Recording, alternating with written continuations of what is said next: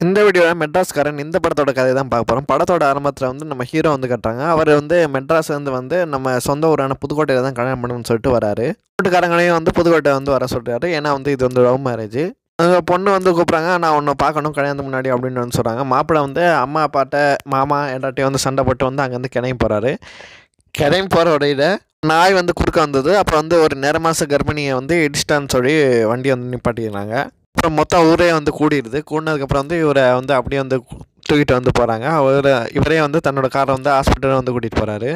ஹாஸ்பிட்டலையும் வந்து கொண்டு போய் வந்து சேர்த்துறாங்க. சேர்த்ததுக்கப்புறம் வந்து அந்த ஊர்லேயே வந்து அவங்க ஏரியாக்காரங்க தலைவர் இருப்பாங்கன்னா அவன் வந்து இவன்கிட்ட வந்து சண்டை போட்டுட்ருக்கான். ஏன்டா வந்து இப்படிலாம் பண்ணேன் அப்படின்னு வந்து சொல்லிட்டு இல்லை நான் தெரியாமல் பண்ணிட்டு நாய் குறுக்க வந்துருச்சு அப்படின்னு சொல்லிட்டு இவர் பேசிகிட்டு இருக்காரு. அதுக்கு முன்னாடி நாள் என்ன பண்ணிப்பான்னா கலையரசன் வண்டியை வந்து இதே மாதிரி வந்து தெரியாதனமாக வந்து இடிச்சிருவார்.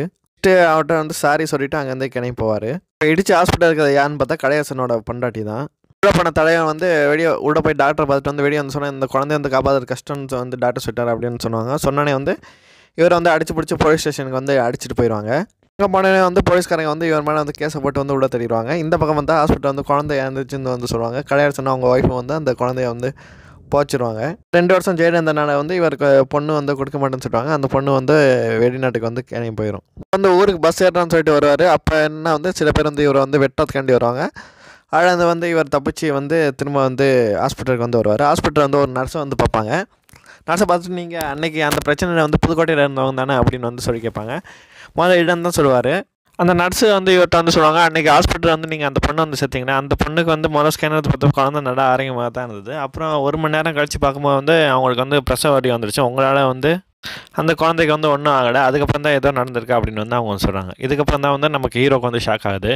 அதுக்கப்புறம் வந்து ஹீரோ வந்து கிளம்பி வந்து ஊருக்கு வந்து போகிறார். ஊருக்கு போனதுக்கப்புறம் வந்து அந்த தலைவனாக இருந்தாலும் அந்த தெருக்காரங்களுக்கு அவனை வந்து தூக்கி வந்து நீ தான் கொன்னியா அப்படின்னு சொல்லி விசாரிக்கிறாரு. நான் எதுவும் பண்ணேன் அப்படின்னு வந்து அவன் வந்து சொல்கிறான். அதே சமயத்தை பார்த்தா கருணாகரன் வந்து கலையரசன் வந்து ஃபஸ்ட்டு சீனில் வந்து ஒருத்தரோட கையை வந்து வெட்டியிருப்பார். அந்த கையை வெட்டினால வந்து அவங்க அப்பா தான் வந்து பழி வாங்குறதுக்காண்டி வந்து கலையரசனை வெட்டுறதுக்காண்டி இப்போ வந்து ஆளுங்க வந்து அமைச்சிருப்பார். இப்போ கலையரசனை வந்து தப்பிச்சு அங்கே உள்ள ஆளுங்களாம் அடிச்சுட்டு அங்கேருந்து போயிடுவார். இப்போ ஹீரோக்கு வந்து தெரிய வரும் கலையரசன் கையெட்டினால தான் வந்து இவரையும் வந்து பழி வாங்குறதுக்காண்டி வந்திருக்காங்கன்னு சொல்லிட்டு.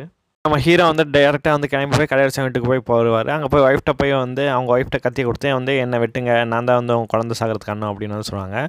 அப்போ தான் அவங்க ஒய்ஃப் வந்து சொல்லுவாங்க, என் குழந்தை சாகிறதுக்கு நீ காரணம் கிடையாது அப்படின்வாங்க. இப்போ தான் ஹாஸ்பிட்டலில் அந்த சீனை காட்டுவாங்க. அவங்க வந்து நார்மலாக தான் இருக்கான்னு சொல்லி டாக்டர் வந்து சொல்லுவாங்க. அதுக்கப்புறம் கலையரசன் வந்து அவங்க ஒய்ஃப்ட்ட வந்து சொல்லுவாங்க, எனக்கு அவனை பிடிக்கல, அவன் மேலே கோவமாக இருக்குது அப்படின்னு சொன்னோன்னே வந்து ஒய்ஃப் வந்து இவர் வந்து தள்ளி விட்டுவார். தள்ளி விட்டோன்னே வந்து அவங்க உள்ள கம்பியில் போய் இடிச்சிருவாங்க. அதுக்கப்புறம் தான் வந்து அவங்களுக்கு பெயின் வந்து ஸ்டார்ட் ஆகிடும். அதனால தான் வந்து குழந்தை வந்து இருந்திருக்கும்.